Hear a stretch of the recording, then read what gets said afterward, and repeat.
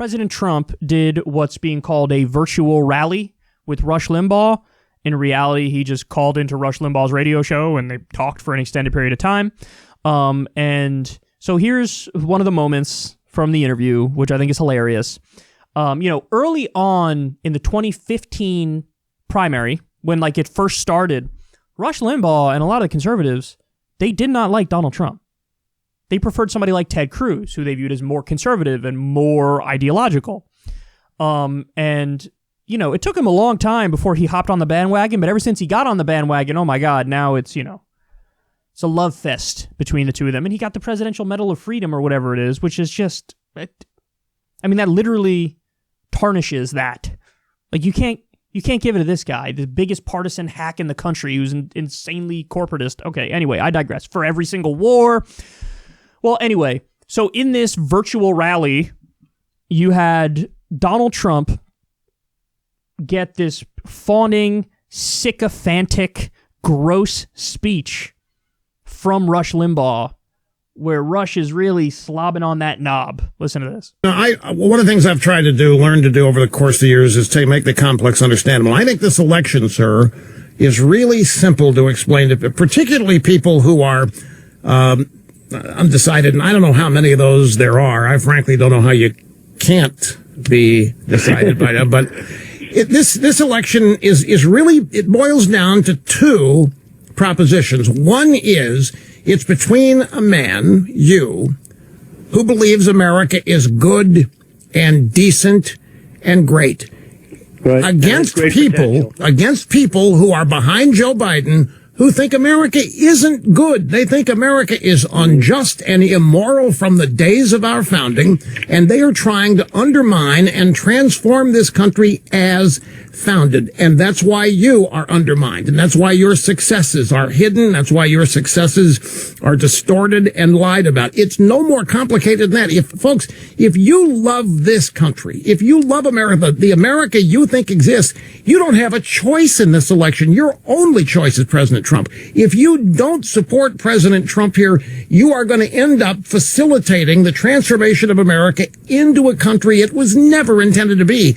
You're going to have $13 a gallon gasoline with the Green New Deal. You're going to have so much disruption in your life that you can't possibly imagine. And don't doubt me, they're not going to be honest with you about this.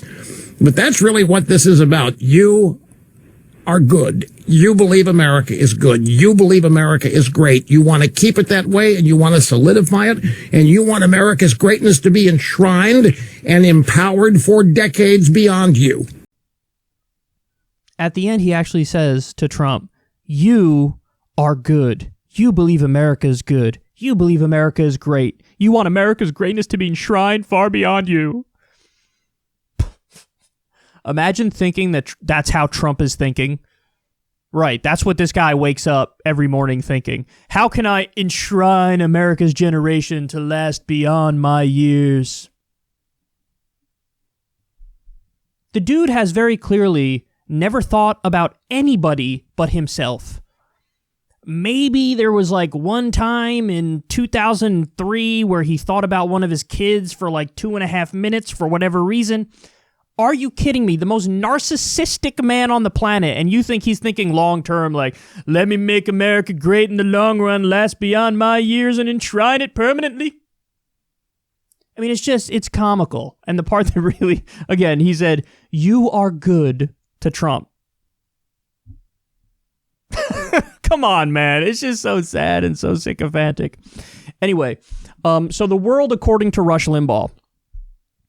He's talking about the left, and he's talking about, I don't even know if you could call it the left. He's talking about the people who would vote for Joe Biden. That's who he's talking about. And he's saying, they think America isn't good. They think America is unjust and immoral from our founding. I would love to ask Rush Limbaugh, because he just said it. They think America is unjust and immoral from our founding. Is his claim that we weren't unjust and immoral from our founding? Because we did have slavery at our founding. This country was, in part, based on Native American genocide. Now, you can counter-argue that, well, okay, of course that's true, but there were also good things like the Constitution and free speech. And, that's a fair point. But why does he say They think America is unjust and immoral from our founding, as if that's an absurd position to hold. Like, obviously, anything in the 1700s and early 1800s, you're going to find a lot of things that are unjust and immoral. Of course. Duh. Do you have an issue with that? Do you not agree with that? Like, they say these insane things and act like you're the insane one. It's really strange. But even the idea that, the left thinks America isn't good.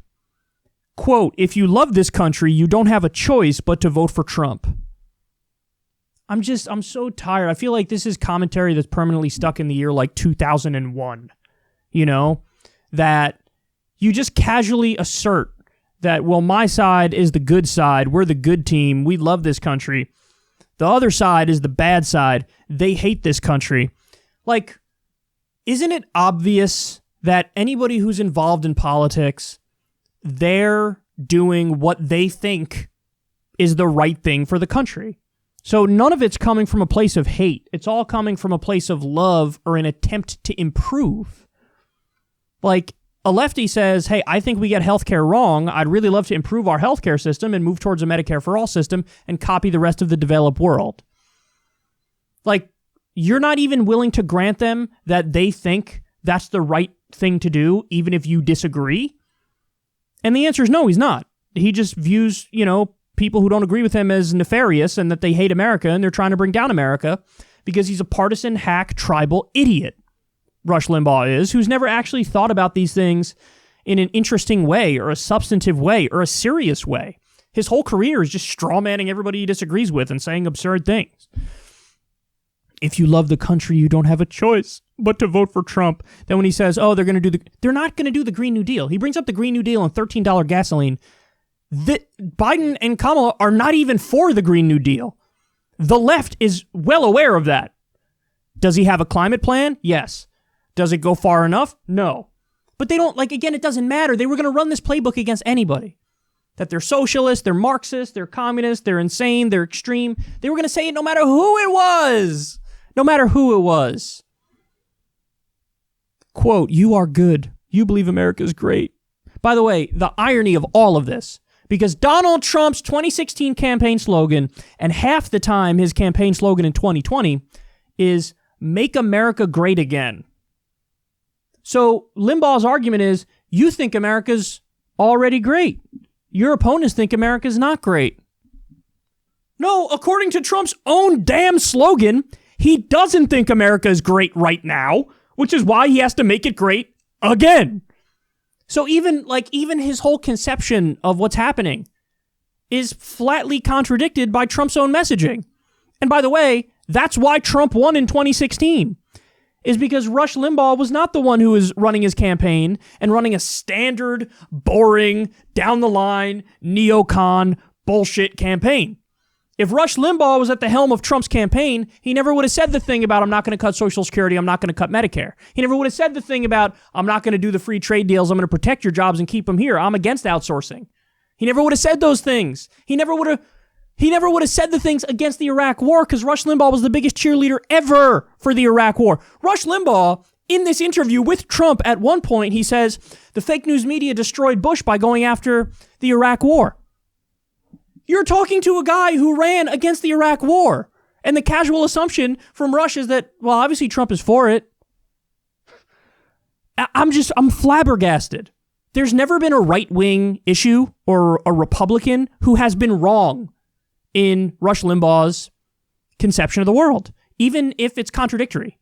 Like, George W. Bush was right and correct for doing the Iraq war, and he's a good man, and Donald J. Trump is right and correct for being against the Iraq war as he's campaigning. You have to pick one, you jackass. Doesn't matter. Contradictions don't matter. He's a propagandist. He's a total propagandist. I don't know how anybody can listen to this stuff and think it's intelligent. I don't get it. But by the way, this is actually one of the reasons why Trump is probably going to lose, is because when he surrounded himself with nothing but Fox News clowns and One America News Network people and Hannity and Limbaugh, those guys they don't know what it was about Trumpism that made him different from Mitt Romney and other Republicans, which led him to win. They don't know. They don't know. And so now Trump is embracing all the stuff that's going to get him to lose. So in a weird way, I should be thanking Limbaugh. I should be thanking Hannity. I should be thanking them for making Trump the most standard establishment Republican of all time in terms of his actions and now rhetoric, which is going to lead to his defeat. See, Trump was always a standard Republican in terms of his policies, always, because his policies always mirrored that of any Republican. But his rhetoric made him different and more palatable to regular Americans. Well, now the rhetoric's gone too. There is no populism. It's just standard, idiotic Mitt Romney, George W. Bush, and name any Republican in the country. He's just John Boehner, Mitch McConnell. He's just those people now.